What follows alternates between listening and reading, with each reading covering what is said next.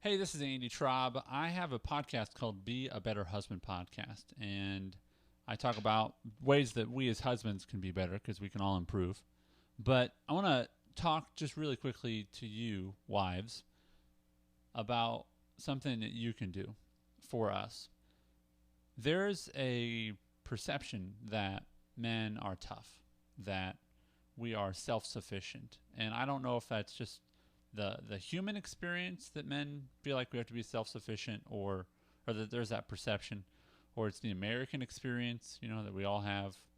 We've all got it all together. I don't know if it's the Christian experience. You've got to look like you're not sinning, and you don't struggle with anything, and your marriage is great, and job's wonderful, and you're capable, and I don't know which one of those things has the greatest influence on perpetuating that perspective that's actually true.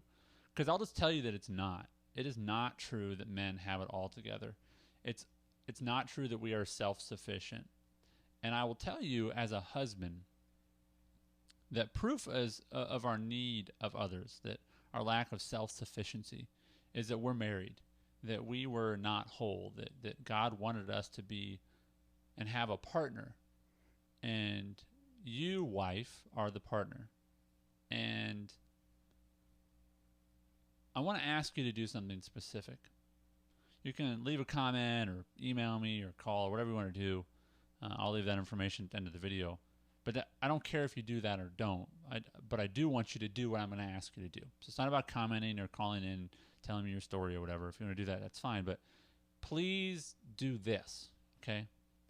If you are married, engaged, have someone significant in your life, women, do this, please. Affirm your husband verbally. And I'm going to be even more specific. Don't just affirm him by saying, I love you. That's not the affirmation that I'm talking about. We appreciate that, but here's what I'm going to ask you to do. Three areas. I'll try to remember them all. First, thank your husband for things that he does do. Like, thank you for getting up and going to work by 8 o'clock every day. Or thank you for keeping the yard looking nice. Thank you for allowing me to get out of the house once a week and go hang out with my friends. Thank him for things that he specifically does. Thank you for bringing home the money you bring home. Um, whatever it might be. Okay, but be specific about something that he does. And of course, you can do more than one, but definitely just do one. Talk about one thing he does on a continual basis that you really appreciate.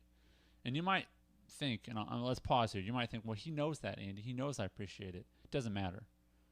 We need to hear this stuff. We need affirmation. The second is thank him for something he doesn't do.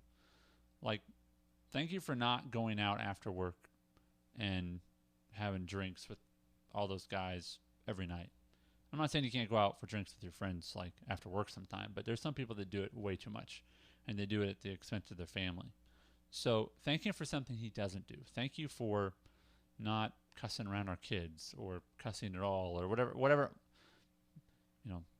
Thank you for not staying up late and watching junk on television, whatever it might be. But thank him for something that he doesn't do, which is a blessing to you and your family. And then, the last one is acknowledge something that he's gotten better at. And it might be really he got a little better at, but we need your encouragement to improve ourselves. I think we need other men in our lives to encourage us. We need all those things as well. But we need you to very specifically, if you want to see change in us, then don't point out the failure, point out our attempts to improve. So if my wife were to encourage me about, thank you for keeping the lawn looking so nice, I would keep the lawn looking more nice. So another way of saying this is if you want to get something, use encouragement, use affirmation. And so look for something in your husband that he is and has improved on, even if he needs to improve on it a lot more. But that's my request of you today. Point out something in your husband. Sit him down. Look him straight in the eye. Don't send him an email. Sit him down. Look him straight in the eye, and say, "Honey, this is something I appreciate that you do well." Say it. "Honey, this is something that I appreciate that you don't do. I appreciate that you don't do this." And the last thing is, "Honey, I know that this has been difficult for you, and so I appreciate that you are working on this area of your life." I mean, even as I say that, like, my wife does a great job affirming me, but even as I say that, I kind of get like, oh, that would just be awesome. So husbands, I give you permission. You can put it on me. Say, well, Andy told me to forward it to you. Forward this on to your wife. Wives, do what I'm telling you to do. Okay? Do what I am telling you to do. Why? Because you want to have a happy husband. You want to have a healthy husband. And that will happen if you affirm him. Okay? Now, wives, I'm here for you. I'll come up with a video, things husbands you should be doing for your wives. If you're curious, you can go to beabetterhusbandpodcast.com. Maybe send your husband the link about how he should kick you out of the house so you can have some time by yourself. Again, you can check that out, beabetterhusbandpodcast.com. Anyway, if you do have a comment on this, feel free to leave it on takepermission.com under the post or in the video, wherever you're seeing this.